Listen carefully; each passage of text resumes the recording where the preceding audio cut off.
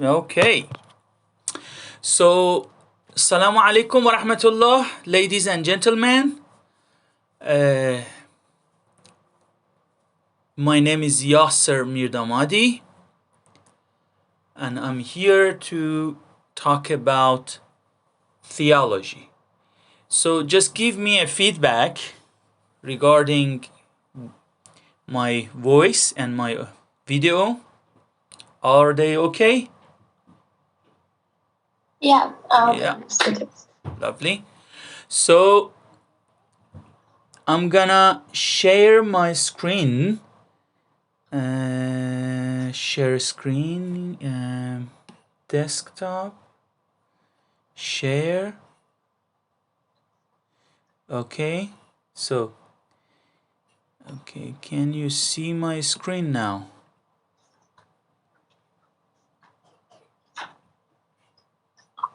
Okay. Yeah, it's okay. Share screen, okay? Yeah. Yes. Lovely. So, this session we're gonna talk about introduction to theology. So far you have been having, as far as I checked your schedule, philosophy of Arabic, any other?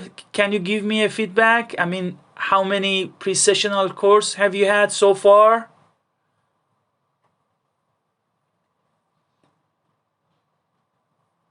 This is now the end of our third week, so we've been having Arabic in the mornings and then either academic skills or an introduction to various topics in the afternoon.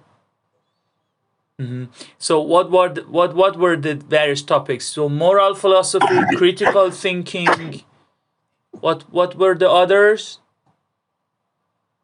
Intro to hermeneutics and literature. Interesting. We've had library skills. What is Islam? Intro to anthropology and sociology. Intro to the study of religion. Lovely. Okay, good. Thank you. So,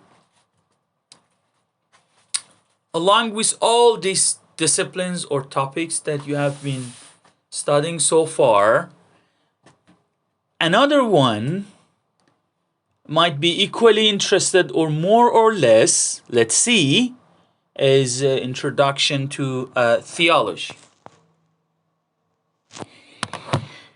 Okay, so first an outline. So first I'm gonna talk about what is theology. What are we talking when we talk about what is called theology? And then I'm gonna problematize the discipline called theology. And I'm gonna pose specifically 3 problems with regard to theology, which is traditional problematic of theology, modern problematic of theology, and practical problematic of theology. And then, of course, I will be suggesting some solutions to all these 3 problematic of theology, i.e. traditional, modern, and practical, and then we will discuss. And the floor will be open for Q&A, if you like. So far clear? Any questions so far? Okay, so let's get going. So the first topic under introduction to theology is what is theology? So logically speaking, it seems, it has a kind of priority to know what you are talking about. And then you can pose any problems, you can praise it, you can deny it, whatever. So all judgments you might have with regard to a topic presupposes that you have a kind of knowledge of what that topic is. So logically speaking, it seems quite reasonable to first talk a bit about what is theology, and then carry on discussing about other issues. Okay? So first is, okay, roughly speaking, and I will get back to it why I'm saying roughly speaking, because initially it seems a very obvious definition, and then very quickly we'll see that it is not. But anyway, just to start, roughly speaking, theology is the study of quote unquote God. Do you have any hunch why I have put God between quotation marks?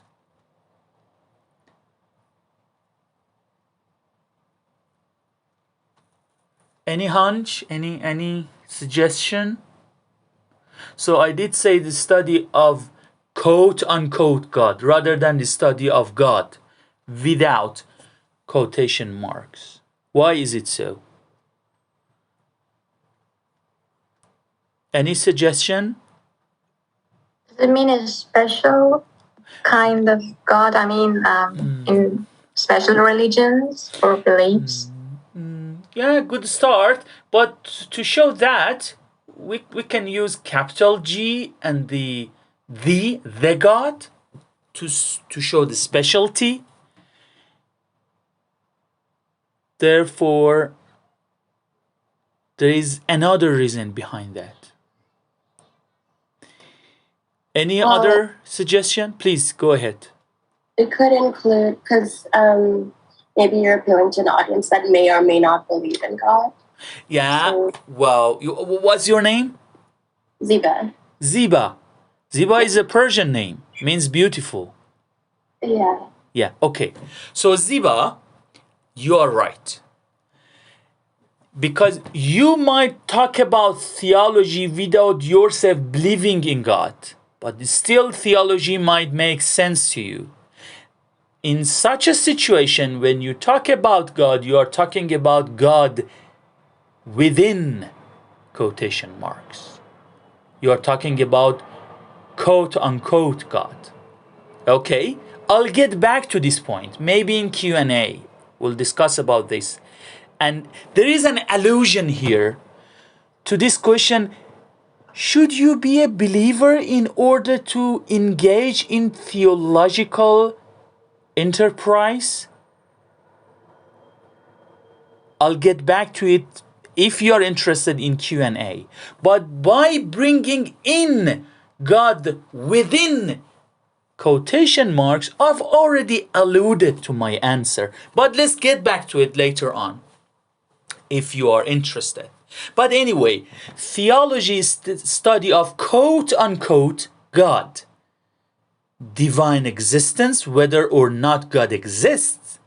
Divine nature, if God exists, what is the nature of God? How God is.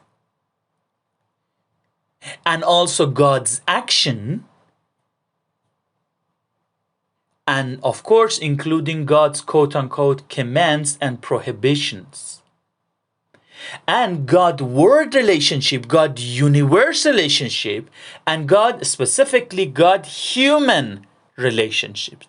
These are all theological discussions. So once again, divine existence, divine nature, God's actions, God's commands and prohibitions, God's universe relationship, God-human relationship.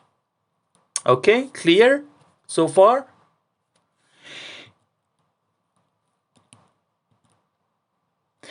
A bit of the history of the word theology. In Aristotle, who was the student of Plato in ancient Greece, for Aristotle, theology is nothing but metaphysics. When you're talking about theology, for Aristotle, it is nothing but metaphysics. But later on, metaphysics, specifically in modern time, theology became a branch of metaphysics. not the same as metaphysics. And what is metaphysics? Any idea, ladies and gentlemen?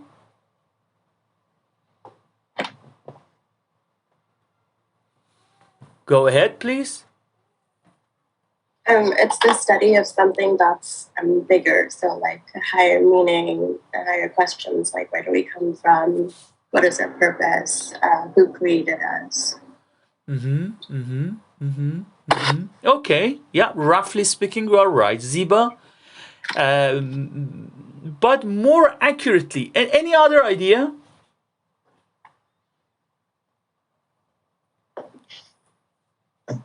Metaphysics?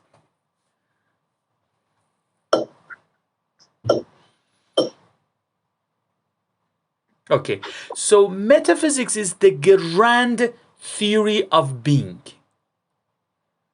When you're talking scientifically, you are talking about this or that, a specific theory. Even if you are talking about the law of the universe, it is still not big enough to make it properly metaphysical, although it seems a kind of metaphysics. But when you are talking about what exists in general and what does not exist, you are talking metaphysically. Okay? For example, if you say God does not exist, this is a metaphysical judgment. You are not talking about the law of gravity. You are not even talking about the law of causality. Even the law of causality is a kind of metaphysical question. But God existence is a bigger metaphysical question. When you are talking about the law of gravity, you are talking about the physical. But when you are talking about the causality, that something is caused by something else, or whether or not God exists, you are talking metaphysical. Clear so far? Okay. In medieval Christianity, theology was used as the reasoning about God or the discourse about God. When you talk about God, you are talking theologically. Okay? When you argue for God, you are talking theologically. Okay, so to get a better understanding of what theology is, so let's come up with a division, a useful division. So there are different kinds of theology, ladies and gentlemen, different kinds of theology. So when you theologize, there are different kinds of theologizing, if that makes sense. For example, you might do a natural theology, or you might do a revealed or scriptural theology. When you do natural theology, you only use your human intellect to theologize. You do not use scripture or divine revelation. For example, if you come up with a philosophical argument to prove God, that is natural theology. Is theology, because you are talking about God, you come up with a discourse about God, therefore theology, but you are not using the scripture, any scripture, the Quran, the Torah, the Injil, whatever. This only purely secular reason. But the end result is theological. So input is secular, which is your human intellect without the aid of the divine. But the output is theological. Because, for example, you have proved God. Okay? But another kind of theology or theological enterprise is revealed theology, scriptural theology. Clear? When you are influenced by the Quran or the Hebrew Bible or the New Testament, to theologize. Okay?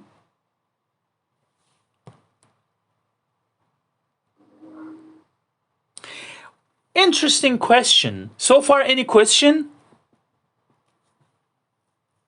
Okay. So, interesting question is, can the term theology be applied to polytheistic religions like Hinduism and non-theistic religions like Buddhism? So there is a presupposition behind this interesting question, because the word theology is taken from the Greek word theos, means God, and logi means knowledge of or discourse about.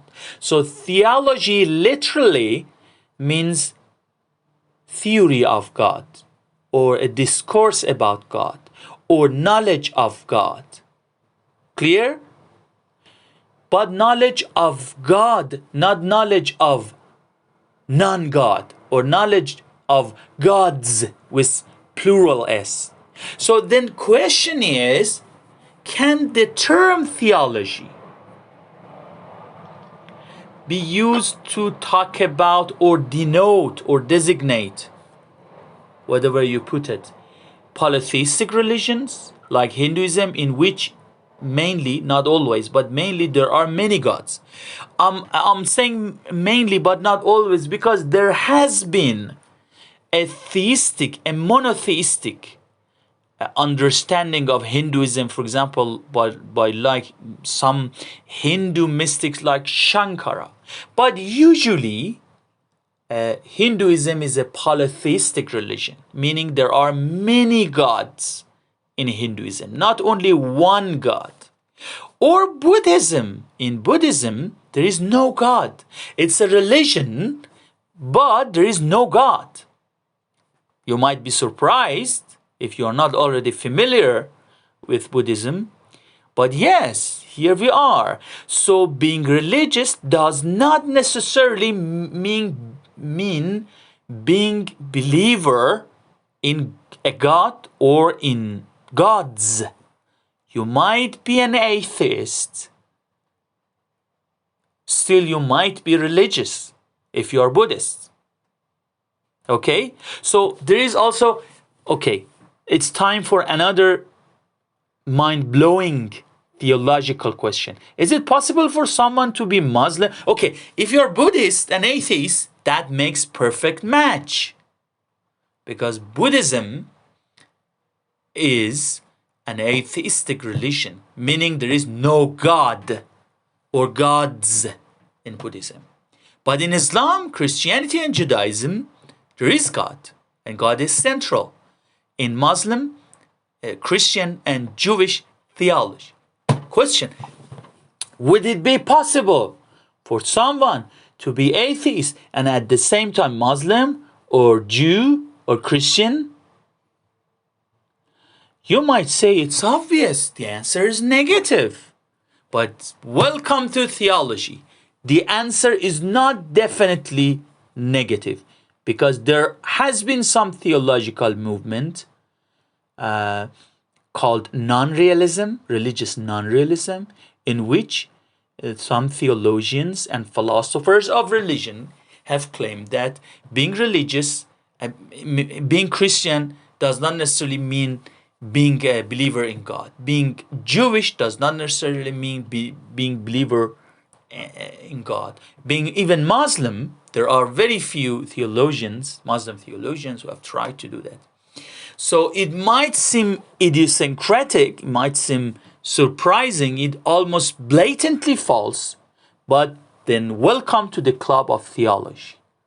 Okay, but that's a discussion for another venue. Now we are talking about whether is it possible to use the word theology when we are talking about Hinduism and Buddhism. Clear? Okay.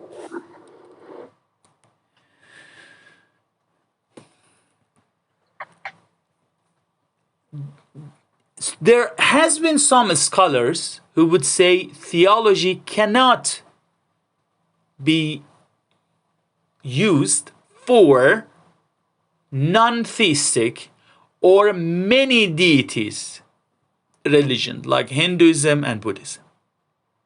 Then we need an alternative terminology. And for that reason, some scholars in the early 20th century, they have suggested a more general term, a term which is more general than theology. So theology, according to these scholars, is for Christianity, Judaism, and Islam, because they have single God as a central doctrine. But Hinduism, many gods, Buddhism, no God, still religion. So we need another term to cover both theological religions and non-theological religions like Hinduism and Buddhism. Okay, clear? And they have come up with the word hierology. Hierology. We are already familiar with logy. What is the meaning of logy? Study of. Exactly. Naima, you're Naima? Naima. Yeah, Naima means bounty in Arabic in its feminine form. So bounty or God's grace, something like that. So Naima, you're right. So logia in Greek means study of, knowledge of, theory of. Okay, we are already familiar with the word logic, which is taken from the same root, logia. Okay, so hieros in the Greek means the sacred. So hieros means the sacred plus logi means hierology, means the study of the sacred or the study of the sacred in different religions. So if you're talking about Hinduism, if you're studying Hinduism and the sacred in the Hinduism, you are not theologian, you are hierologian. But a historical point, the term hierology has never been used in a widespread manner. Put it another way, this coinage did not succeed. And nowadays, people, scholars, including scholars, not only lay people, even scholars, use the term like Hindu theology or Buddhist theology, despite the fact that the word theology means believing in a Zeus, which is a single God. So anyway, so you do not necessarily need to say Hindu hierology or Buddhist hierology if you're working, or if you're working on, Buddhism and Hinduism, you do not need to call yourself hierologian or hierologist. You can say I'm a theologian or I'm a specialist in the history of Hindu theology. Okay? So far, any question?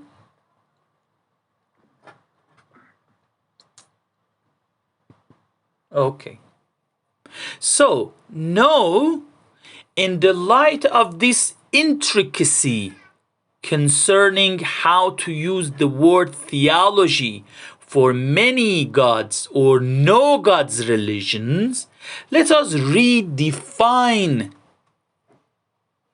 the term theology. Theology is study of quote-unquote God, or more generally, the study of the sacred across different religions. Okay? So now, if you go back to the beginning of this course, I was talking about the study of God, and then a lot of problems occurred in the light of which we had to redefine theology. And probably more redefinitions are in order. Okay? So let me put it this way. I told you in the outline that First, I'm gonna define theology, and then we're gonna go to problems of theology. But that was not very accurate outline. Because even in defining theology, as you have just seen, we came across a number of problems that pushed us to redefine even theology before even embarking on the problems of theology. Okay? So, I assume so far you have no question. And if that is so, let's continue. Okay. So far we have come up with a rough definition of theology. And that was theology's study of what is called God. What is called, I use what is called instead of quote unquote. The same. So the study of what is called God, or what is called the sacred. I'm saying the sacred to cover non-theistic or many theistic religions like Hinduism and Buddhism. Okay? So the study of God or the sacred is theology. So what's the problem with that? Can you guess what the problems might be? And what are your problems if you have any? Any idea?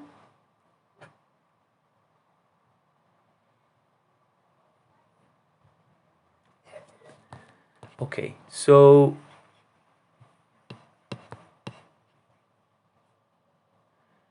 I do not see you, but I expect you to at least speak up, speak out, if that makes sense.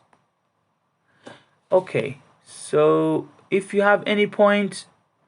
There's something in the chat. Yeah, what God in itself. So, Muhammad, Salim, can you just talk about your question in a more elaborate way? So yeah, actually there is noise in my background. So my point is how we understand God. What is God? So do we have any precise or specific understanding of God? If not, so is it possible to have a proper and specific definition or explanation of God? I mean, to be very specific about even existence of God, if He exists, how and why, so things like points like that. Salim, thank you. Yeah, I got your point. Thank you. And yeah, and please, if you have any question, you can either write it down or you can just talk. So you can unmute and talk. I mean, it's up to you. But if you just type it in a more detailed way, so that I could get a sense of it. Yeah, it's a very interesting question, and actually, you anticipated, Salim, a part of the problem of theology I'm about to say. Okay, and that is, can God be known? Can we grasp what God is? So that's a very neat way, an interesting way to anticipate my discussions. So my answer, Salim, would be that just wait for just a couple of seconds. I'll get to it. Any other problem you might have with theology? Or do you have any guess? You might not have personally any problem with theology, but you might have guess about the problematic of theology. Any guess? I wanted to ask, is there specific criteria that makes a religion a religion? Good question. So what's your name, please? Inara. Enara. Enara means light, or it means enlightening. Enara. Nar means Enara. Is that right, Enara? Yes, light. Light. It's more subtle than light. Enara means it. So it's a kind of light which enlighten others. That is called Enara. It's a very beautiful name. I mean, Arabic names usually are beautiful. It doesn't mean that Urdu or Persian or English names are not, but Arabic names are subtle. There is more to it than only single meaning. So Enara is one of them. So Enara, interesting question, but let me rephrase your question to show the significance of your question, because your question is very, very important. Okay. I told you before that in order for something to be properly called religion, there is no need for that religion to have God at its center. More simply, there is atheistic or non-theistic religions like Buddhism. Then you might be surprised saying that then we have lost a criterion to make a distinction between what is religious and what is not. Because we already thought that having God as a central doctrine is a criterion by which we can make a distinction between what is religious and what is not religious. No, we have lost that criterion. So what is the substitute? This is a very subtle question. And this is a very hotly debated question. And by the way, this is also a theological question. Okay?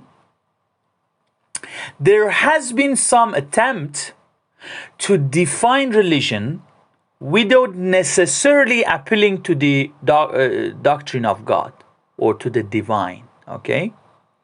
We don't have enough time, but let me venture an attempt to define religion without appealing to God.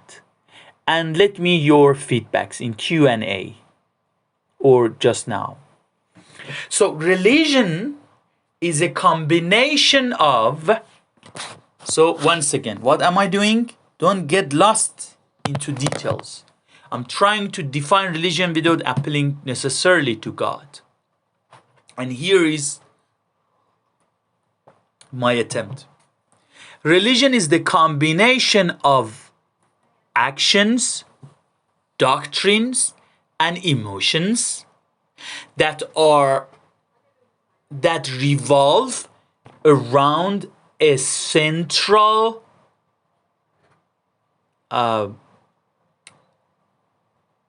figure or theme, and has institutional aspect.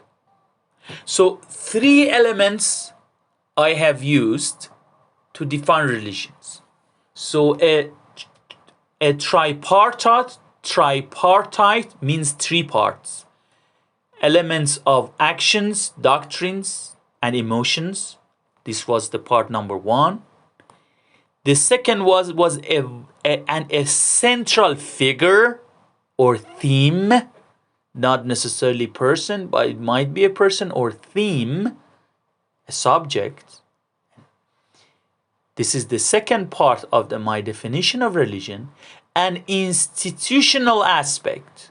You need mosque, you need synagogue, you need church, you need temple, or whatever to have a religion. So let's apply this to Islam. Actions, prayer, fasting.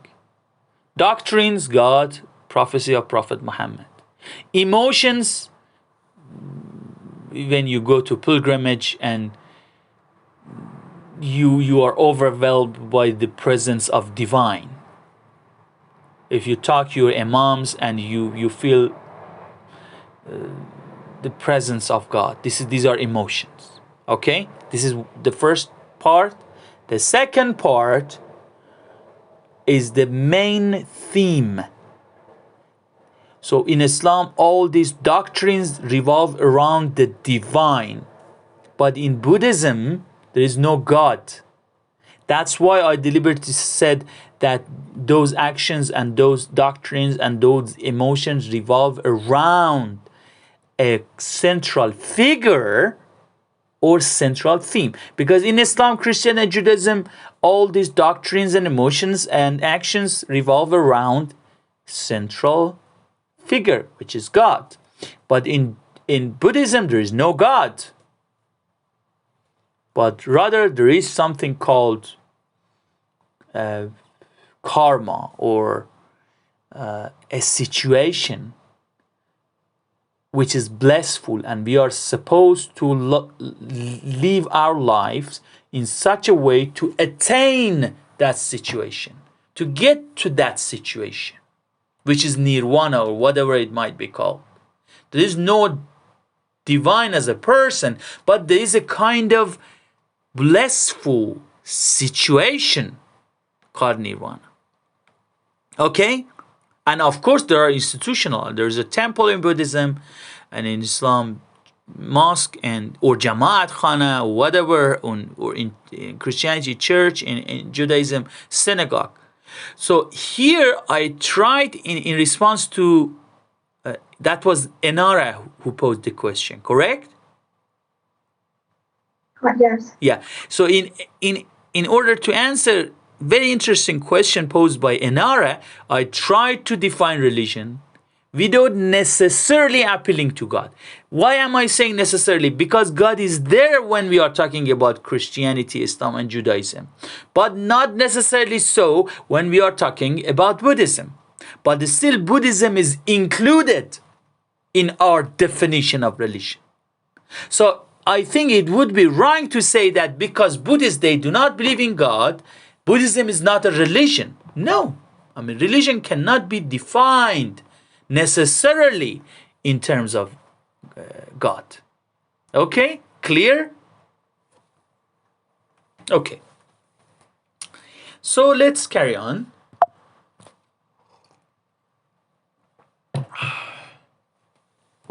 We have got, ladies and gentlemen, we have got three kinds of theological problems. The traditional problematic of theology, Salim already alluded to. Modern problematic of theology, and practical problematic of theology. I'm not sure that the time would allow us to discuss the third problem, but to be honest with you, I think the third problem is the most interesting one. Okay, so but let's see. What is the traditional problematic of theology? It is a challenge to know God, as Salima put it in a very precise way.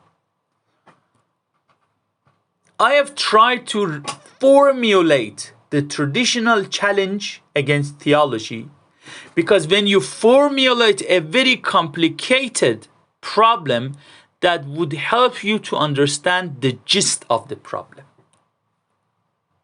Intricacies aside, the gist, the core of the problem. Okay?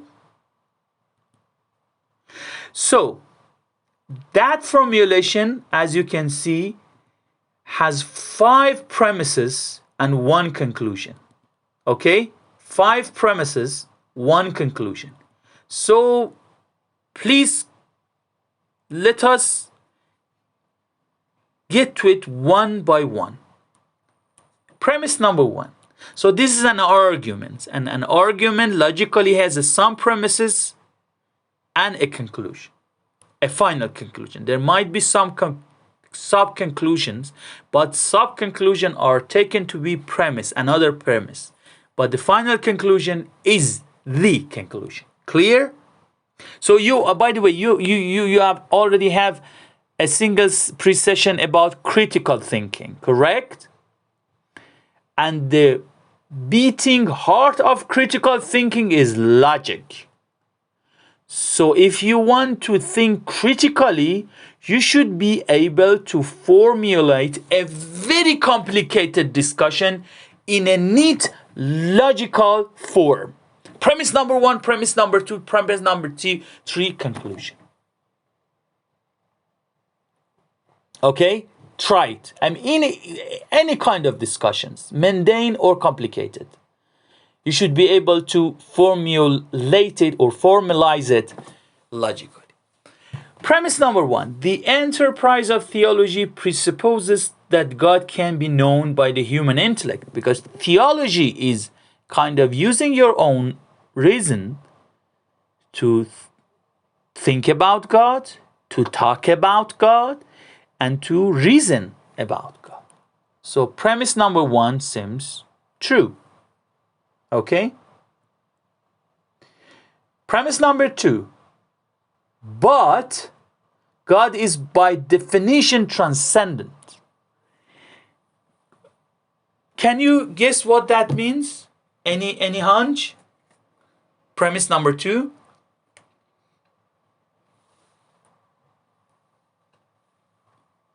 Is it like God is above humans, like the ability of humans to know about him? Yeah. You are shuja. Yes. And that means brave in Arabic. Yeah. Okay. Yeah. Brave. Exactly. Above. Shuja used the metaphor above, which is a very useful metaphor to talk about the transcendence. God is beyond and above us altogether, which by implication means God is beyond and above human grasp. God cannot be grasped. But why by definition? Why by definition is added? Shuja, others, any guess? Why haven't I said God is transcendent? Why am I saying that God is by definition transcendent? What's the difference between the two?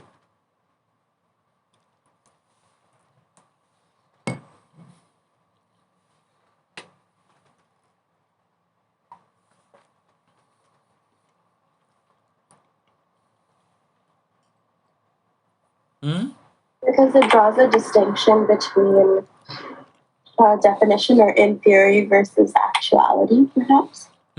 Like, You're on the right track. He's supposed to be transcendent. Yeah. Go ahead, please.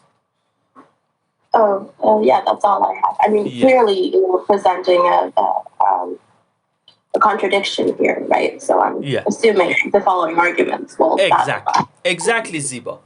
You're right. I mean, when you add by definition, you might be an atheist still making that argument. It's like a computer. There is an input and output. Okay? So by definition, God is am I believing in God's being transcendent? Maybe yes, maybe no. But I'm not talking about my own beliefs or belief system or doctrines.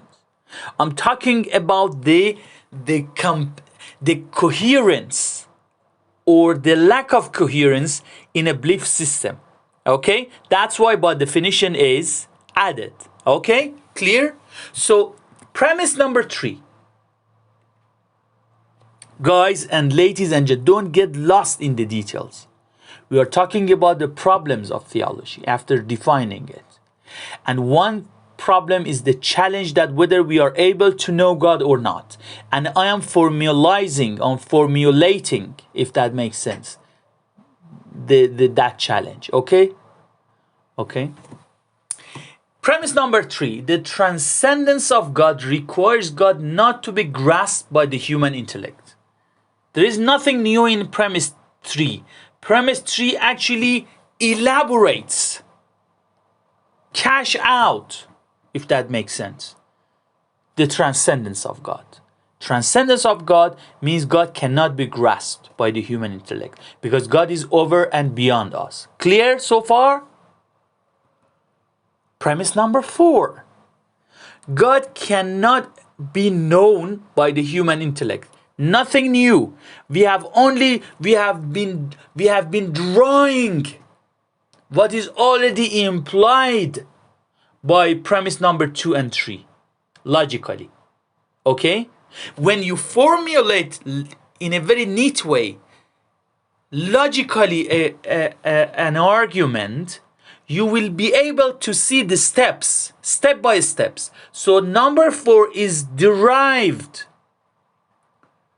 is deduced from premises number 2 and 3. Clear so far? So far we have a sub-conclusion. But it's not the final conclusion. But we need that sub-conclusions. Okay? Clear? Number 5. If God cannot be known, cannot be grasped or known by the human intellect, then the enterprise of theology is doomed to failure. Again, we have deduced it from 1 and 4. What was the 1? Because the enterprise of theology supposed that God can be known. What was the premise number 4? God cannot be known. But if God cannot be known, theology is just a waste of time. It's doomed to failure because theology was supposed to give us the knowledge about God. But now it turned out to be the case that God cannot be known. And if God cannot be known, then theology, it's like saying that biology is supposed to let us know about the living things, organisms. But for any reasons, biology cannot deliver what it promised. Then biology is a waste of time. Clear? And the final conclusion, the enterprise of theology is doomed to failure. So this is a way. So I am practicing critical thinking, guys. How these, other sessions you have had so far are related to each other. So critical thinking exercise here we are doing. Clear? This is a challenge. This is a challenge related to the knowledge of God. Any question, insight so far about this challenge before going on? I have one question. Please, Salim, go ahead. So, isn't like the premise 1 and also premise 2 contradict one another? So how you can draw a conclusion based on the premises which contradict one another? And if so, how we can test the validity or invalidity of this particular argument? Good question. Good question. Actually, Salim, that was the purpose of this argument, to show that point. That if God is by definition transcendent, then the premise number 1 is to be rejected. A lot of times you argue to show that some premises are not logically compatible. So what you're saying is the purpose of this argument. I'm not saying this argument is successful, I'm just presenting the argument, okay? But this was the purpose of the argument, to show that if God is transcendent, God cannot be known. If God cannot be known, theology is a waste of time, because theology promised us to provide us with the knowledge of God. Okay? Any other question or insight or comment? Okay. So let's continue. How can we solve this problem? Any idea?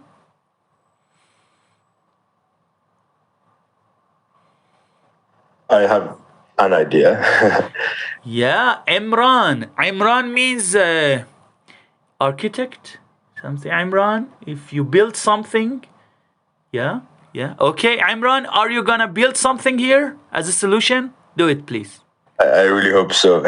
Please. I think, it's point number 3 that says the transcendence of God requires not to be grasped. The word grasped, I think, is quite strong. Maybe we can then just work on the assumption that we can have a basic knowledge of God in our human intellect. We can't necessarily grasp the whole of God as a concept, but we can have this very basic understanding so that we can study theology. Interesting, Imran. And you again anticipated one solution to this problem. You know, guys, if you wanted to make sense of a complicated discussion, you have to formulate it, and then you have to see which part doesn't make sense or which part seems weak. Because complicated problems have a lot of parts, and you cannot think about all of them at once. You have to make it into pieces. You have to divide it. And then you might begin to think that, oh, there is a problem here and there.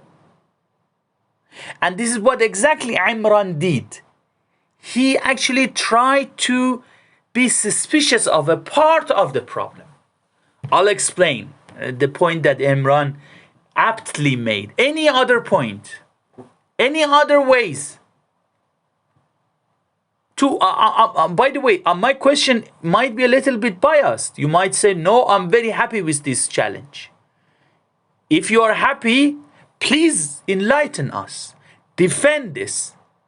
But if you are not happy or partially not happy, let's have a solution. Let's solve this, because this is a very interesting challenge. Any other idea? Please. Aren't there? Oh, sorry, Saida, do you want to go? No, go on, go. Please. I was just going to say, aren't there also? I know it's like, obviously I think it's like a Christian, and there's some verse in the Quran as well. But like the idea in Christianity sometimes that like God has made humans in like himself, and like in the Quran it also says like he who knows himself knows his God. So like by knowing the idea that God is transcendent is also contradicted in itself in religion, that like you can know God by knowing nature and by knowing each other, if that makes sense. So it might not be fully true. Interesting. Shuja, is that you? Yeah, that's me. That was a brave comment. Still, both, who was before Shuja? Who made the comment before Shuja? Imran. Both Imran and Shuja, in different ways, I think, they are to criticize premise number. Which premise? 1. Oh, 2. Sorry, 2. 3. Mine was number 3. 3. Oh, sorry, yes. Yeah, because you might say God is transcendent. I'll get to it. I think the beating heart premise is premise 3, and you know that logically, if you can show that each and every premise is wrong, then the argument would collapse. Okay, so the argument. Premises or arguments are like pillars of a house. If you destroy a pillar, you have destroyed the house, because sooner or later the house would collapse. Okay? Because that house is built based on these pillars. So what Umran and Shuja, was it Shuja? Yeah. Both Umran and Shuja are trying to, destroy the pillar number 3. But let us hear, I'll get back to your point. Let us hear from Saida. Saida, is that you? Saida. And yes. Saida means happiness. Yeah. You it's only Saida in Persian form, not Saida. Yeah. I mean, Saida means happiness in a feminine form. Yeah. Okay, Saida, go ahead, please. I know that what I say might be actually not very correct in terms of we accept that theology is, something that tells us that God can be known by the human intellect. But then maybe in this first statement, we have to add something else. I mean, we have to bring something outside from this human intellect to just put them together, and this way maybe God would be known. Interesting point. Interesting point. You know, having a bachelor in Islamic studies might help you, as help Saida. So another interesting point. This argument. This is what Saida is saying in of course in my own terms. This interesting argument might diminish, I'm not saying necessarily diminish, might diminish natural theology. But we have just told you that we have two kinds of theology: revealed theology or scriptural theology and natural theology. If that argument works, it only works against natural theology, because by definition natural theology means to theologizing without the aid of God, without the aid of revelation, without going to the Quran or Old Testament or New Testament. Then this argument might, I'm not saying necessarily does, but might diminish natural theology. But the still revealed theology remain intact. Because human intellect in itself might not grasp God. But in revealed theology, God reveals him or herself, or itself, whatever. Then God be known, put it another way, God might not be known by human intellect, but God might be known or grasped by himself or herself. Clear? So this is also the point that Saida raised was a very interesting point. And showed that an interesting point is to show that even if an argument works, the argument is not enough strong to destroy theology altogether. It might diminish a part of theology, but not theology as such. Clear? Any other points?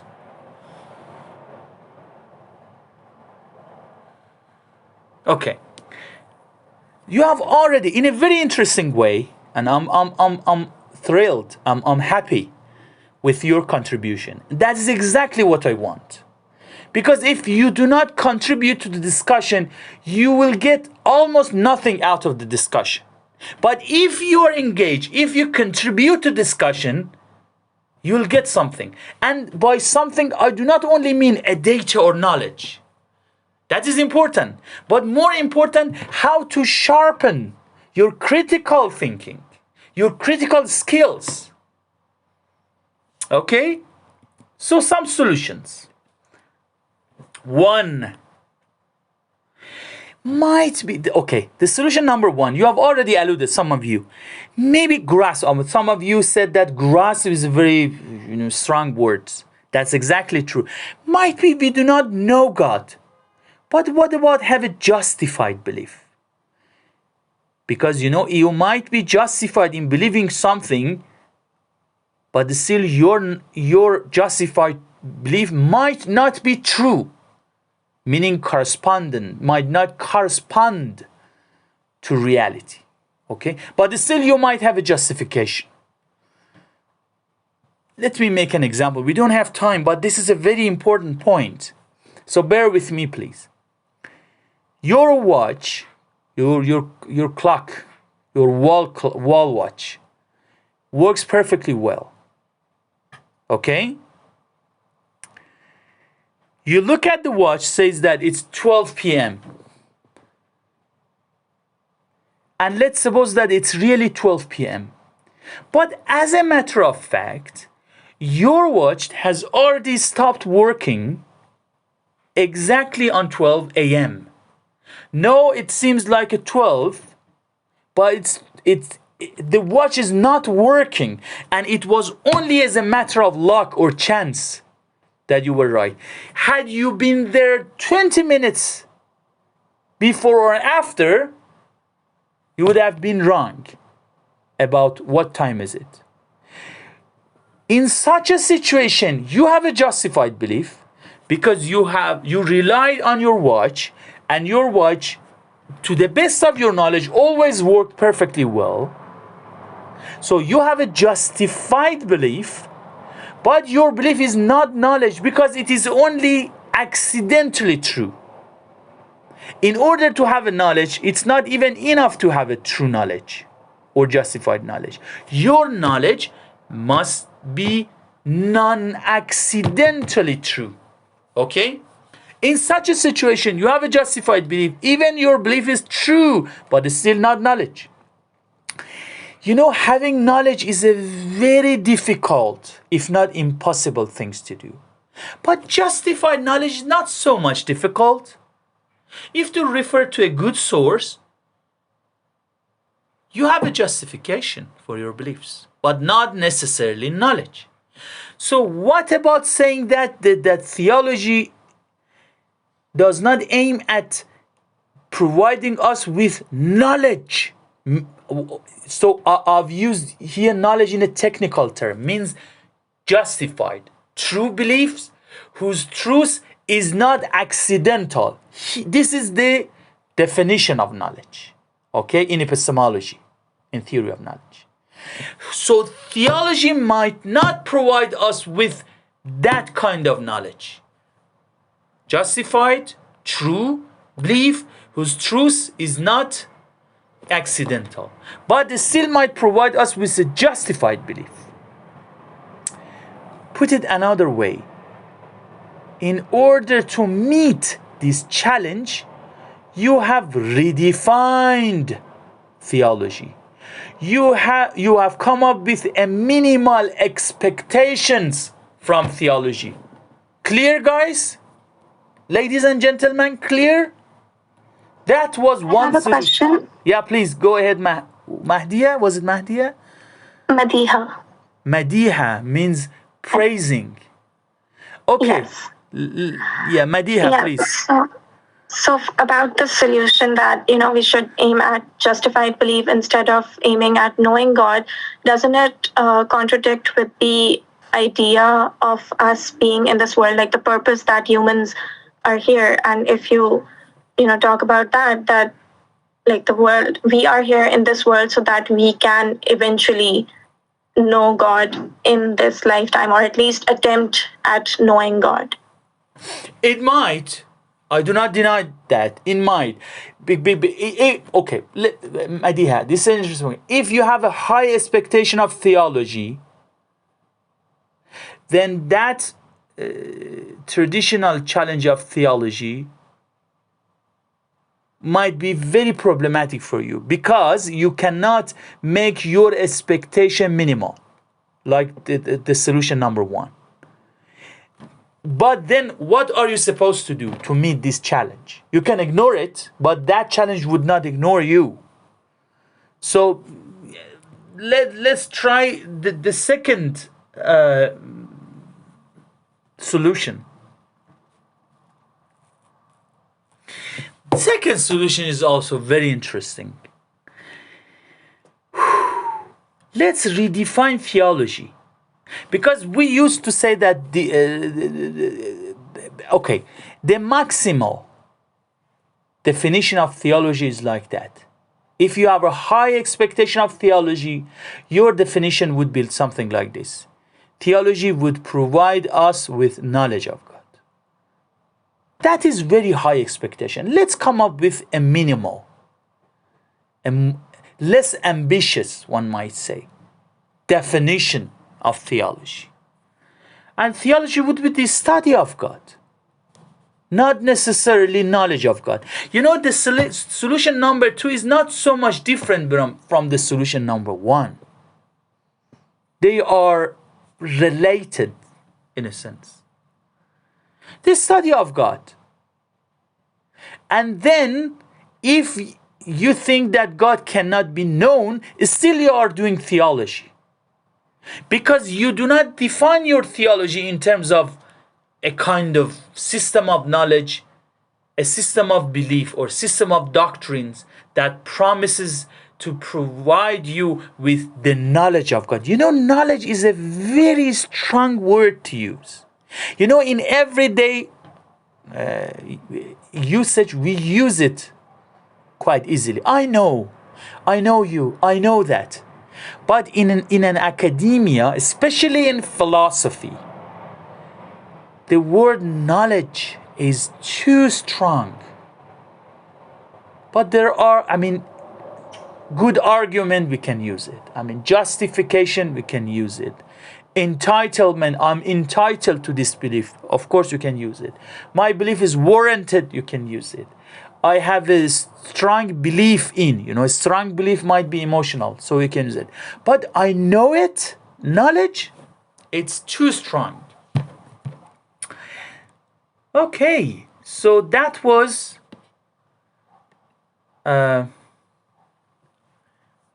solution number 2. What about number 3? Number 3 is also relevant to the number 2 and 1. Okay, let's suppose that the end result of the challenge, the traditional challenge with regard to knowledge of God, is that theology is done. Theology finished. One might argue that if we redefine theology to make it or to take it to be the study of God, not necessarily to know God, then even the end of theology is a kind of theology. A very weird, that idiosyncratic, this mouthful word means weird. In everyday language we use weird. It's weird. But if you want to use it in a more academic way, so the idiosyncratic, something which is weird. But it's still a kind of theology. Here I need to, we don't have enough time, unfortunately enough. I'm not sure that I can even raise the second challenge, let alone the third one. But it's better to be clear about a challenge rather than, very quickly skim all these 3. Because you might be overwhelmed. You might not grasp the challenge. So, there is also another division. We already talk about natural versus revealed theology. There is also another kind of division which help us to meet this challenge, the traditional challenge. And that is, guys, ladies and gentlemen, cataphatic versus apophatic theology. What does that mean? That mouthful words. If you are cataphatic theologian, you think God cannot be known. Wow. God cannot be known was taken as a challenge to theology. Now it is taken to be a kind of theology. Interesting. But if you are cataphatic theologian, you would say God can be known. So do you remember the Sa'ida's response to the challenge, the traditional challenge? That okay, God might not be known using your human intellect, but God can be known by revelation, divine revelation. Put it another way, that challenge is not going to destroy revealed theology.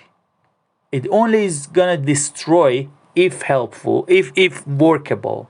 I'm not saying that this argument works. I'm saying if workable, this argument is going to destroy or diminish natural theology. The same can be said here. And this is solution number 3.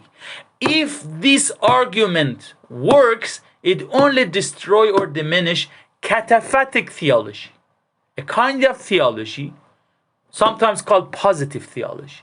which says God can be known positively. But what about apophatic theology, sometimes called negative theology, which says God cannot be known? It remains intact. Because from the very beginning, cataphatic theologian would say that God cannot be known. And if you take that as a challenge, cataphatic theologian would laugh at you, saying that, what kind of challenge is it? It's at the heart of my theology. By the way, one point, because you all coming from a Smiley background, do you know if Ismaili theology is apophatic or cataphatic, mainly? Maybe Saida would help us. Ismaili theology is more apophatic or cataphatic? I was trying to find the meaning of these two words. Apophatic. Apophatic means that God cannot be known. But itself is kind of theology. Cataphatic says that God can be known. I would say we're cataphatic. Ismailis practice meditation, bandagi, as we call it, to get close to what, I don't know how much you know about Ismailis, but to get close to the light, the nur of Allah. I guess that's as close as we can get to him. But from there I would guess cataphatic. Interesting, Imran. So I think if you're talking on depends on the mindset of a guy like Sajistani, then God is not, it cannot be known then. Exactly, Saida. Exactly. Sajistani, Hamiduddin Kirmani, all these giants of Ismaili theology, they are apophatic. They are apophatic, saying that God cannot be known by human intellect. That's why you need Imam. That's why you need revelation. So I'm not saying, by the way, don't get me wrong, I'm not saying that Ismaili theology is only apophatic. By the way, again, apophatic means God cannot be known by human intellect, by human word concepts. I'm not saying that, of course, there are cataphatic elements in Ismaili theology, but apophatic elements are also there, maybe more prominent and more apparent than cataphatic. Okay? And Saida already named one giants of Ismaili theology, Abu Ya'qub Sajistani and Hamiduddin Kirmani, even Nasir Khosrow himself. Nasir Khosrow has a lot of apophatic elements in his theology. But of course, there are cataphatic theologians. But anyway, I mean, our discussion is now with Ismaili theology, but I'm trying to make it more relevant to your background in order to get you engaged in this discussion, okay? So apophatic theology would not be impressed by this traditional challenge. Unfortunately, we don't have enough time, and maybe because I need a lot of time to discuss the second challenge. Okay, so the traditional problematic of theology, whether we can know God or not using our human intellect, is still alive, is still being hotly and highly debated among philosophers of religion and philosophical theologians. And no one has solved it. And if you're interested in this discussion, you can contribute to the solution if you're interested.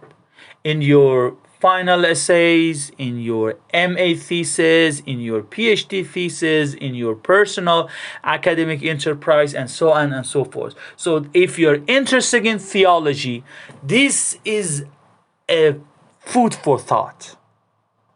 And if you're personally a believer, that might be a challenge for your personal belief. You might solve it by saying that natural theology is done, but not revealed theology. Cataphatic theology is done, but not apophatic theology, or whatever. but at least you have to come up with a kind of solution. If you're gonna be a reflective believer, because the lay believers, they do not care about these intellectual problems. They are just believers. But if you're gonna be a reflective believer, you should pay attention to these challenges. And of course, there are some other challenges, but unfortunately, we don't have time.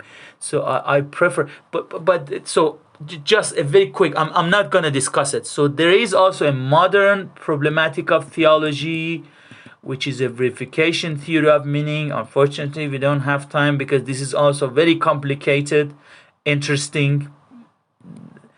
And this is some solutions to the modern problematic of theology. Verification is theory of meaning. And okay, but let me allude to the third problem. Okay, let's skip the second problem because it's highly complicated, and at least I need a half an hour time to discuss it, even in passing. But what about the practical? Because practical is also very interesting, and I might be able to at least, as they say, scratch the surface of the problem in few minutes. Okay. So far, we have been talking about the theoretical problems, more theoretical. Can we know God? And that verification is theory. The second problem that I haven't discussed, I didn't have time to discuss it. I'll send you my, PowerPoint, and you can go through it yourself. What about the practical challenge? This is also very important. But when I'm saying practical, it doesn't mean that it doesn't have a theoretical aspect, but what I mean is that the force is practical rather than it being thoroughly practical. The force is practical, but the theoretical elements is also already there. Okay, guys? That practical challenge is that theology is alien, if not the enemy or inimical to modern time. I'm sure you have heard this challenge. If you yourself might not be grappling with this problem. Why do we need theology in modern time? That's the challenge. So let's get into the details a little bit more of this, the challenge. Why do we need theology? I mean, do we need it for law? We have a secular law. I mean, much more useful. At least if you're an atheist, they would not kill you. If you're a woman, at least you have, look at the Afghanistan, look at Iran. If you're a woman, in a non-theological context, at least you can have something to say or a role to play. Okay? So the challenge is that theology or theological thinking or theological mindset or theological framework or theological enterprise, whatever you put it, has no role play in a modern time, which is a diverse, multicultural, scientific time.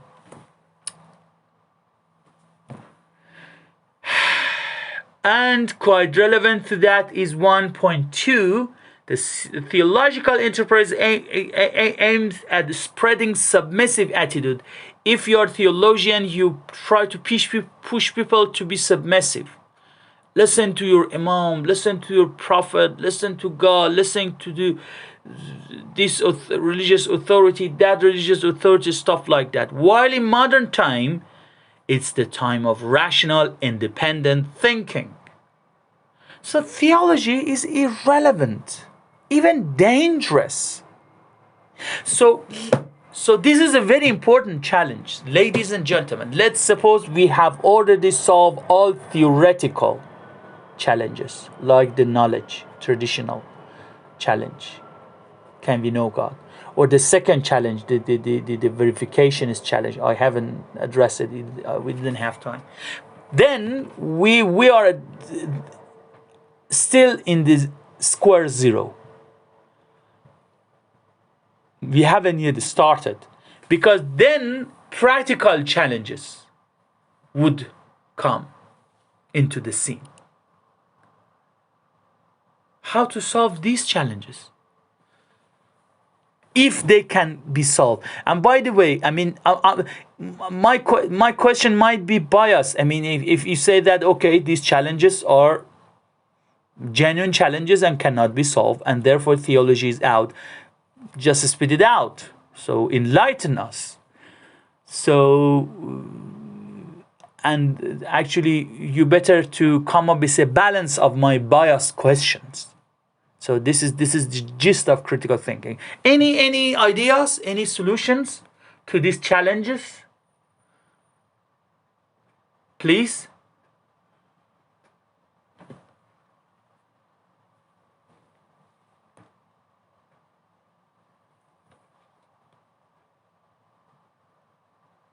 Any idea, ladies and gentlemen? I mean, I think a lot of these statements come from a particular perspective, and I don't think they're all encompassing or fair. So, like, if we work through them one by one, theology has not a role to play in a diverse and multicultural modern time.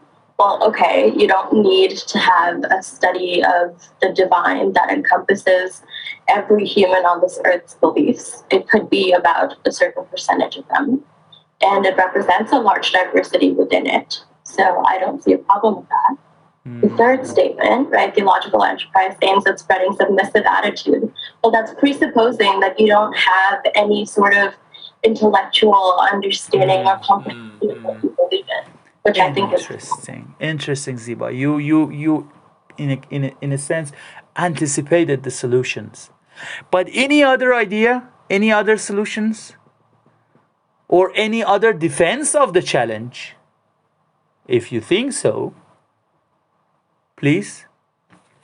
Well, I think that the theological enterprise in itself is a result of rational independent thinking, in the sense that the theologians in the past have come up with different theological discussions and arguments because they wanted to go a step further from the people living in their context. They were more inquisitive. And that inquisitiveness in itself means that they have a rational independent thinking power, which they attempted to use, or rather use, to come up with different solutions, different discussions, different ideas. So that is there. Yeah, guys, thank you very much. And Ziba, thank you very much. Yeah. You are on the right track, I think.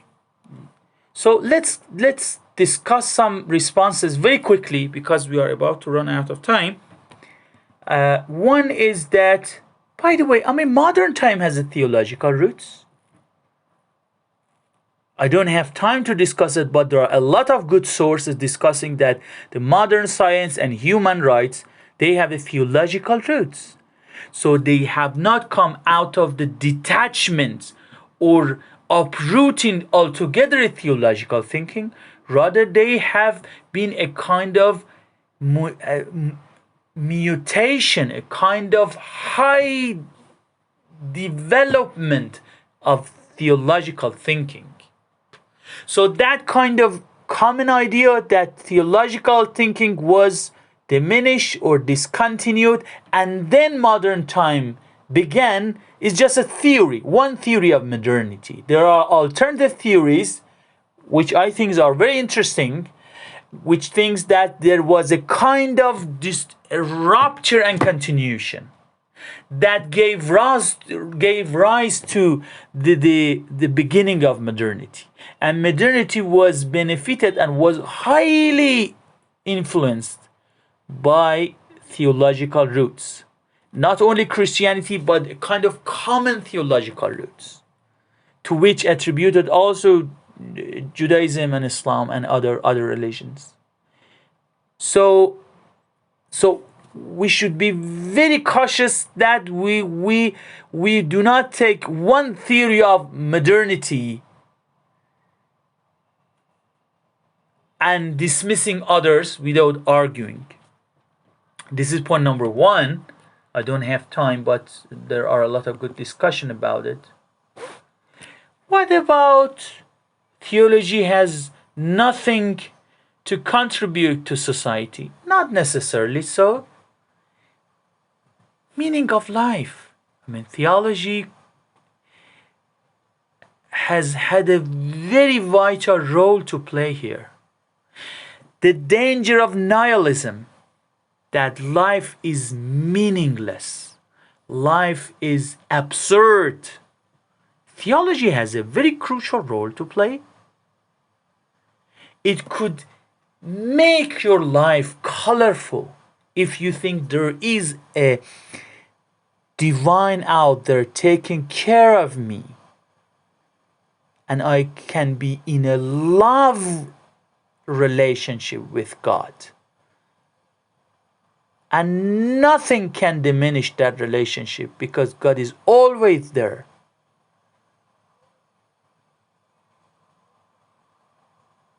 That meaning, that the role that theology can have in the meaning of life is just crucial. So it's not the case that theology in modern time has no role, it's a waste of time, has no role. It used to be in a medieval time or ancient time. Now we have a Netflix. Now we have a Facebook. Now we have Twitter. Now we have a AI, artificial intelligence. We no longer need theology. Theology was for tribal societies. Now we have high advanced technology. Exactly because you have a high advanced technology, you need theology more. Because now you are able to destroy the whole planet, and you need something to prevent you from doing that. And theological thinking could contribute to you having a meaningful life. If you have a meaningful life, you do not destroy the planet. Okay? Clear? And going back to the point that Qais and also one more of you addressed, who said that theology is irrational or non-rational? I mean, there are a lot of giants of theology who were who had a highly developed mind. Look at Nasser Khosrow or Hamiduddin Kirmani, Abu Yaqub Sijistani in Ismaili, or Avicenna or Mullah Sadra. They're all theologians, or Khaja Nasiruddin Tusi. They are theologian. They were the giant, not only theologian, they were physician, philosopher, mathematician, logician, whatever. But so they were not submissive. They were highly rational people, at the same time theologian. So that could also be responded in this way. And by the way, one more thing. Modern time has a lot of blind spots. Why do you think that modern time make us more rational? Who said that? Oh, we have access to social media. Okay, then what? Social media have made you more rational? Or in some cases, if not most of the cases, that has created a kind of environment in which you receive what you think to be true. So put it another way, social media has not necessarily made us more reflective and more rational. Rather, it has created a bulb, created a kind of reflective, self-reflective environment in which you get what you want. You add someone into your Facebook with whom you have a kind of sympathy. You get likes from, confirmation from them. They confirm you and you confirm them. You are more alone. You are less rational in modern social media and technology. And by the way, let's not even talk about advertisement strategies. Whatever you want, the advertisement technology provide you with. No one criticizes you that, I mean, why are you gonna buy this? Do you need that? So consumerism. Are you more rational? in a consumeristic environment? Are you more rational in an environment in which you have to either harshly bullying someone in Twitter, or you get confirmation from those who already have a sympathy with you? Are you more rational in such a kind of one-sided social media environment? No, you're less rational and more powerful, which makes you more dangerous. That's why theology is more needed. So theology is more needed in modern and postmodern times than medieval time, because we are more powerful and probably less rational in modern time. That's why theology is still needed. So yeah, so thank you very much, ladies and gentlemen. Thank you specifically very much for your contributions, and if you have anything to say at the end, so I'm all ears.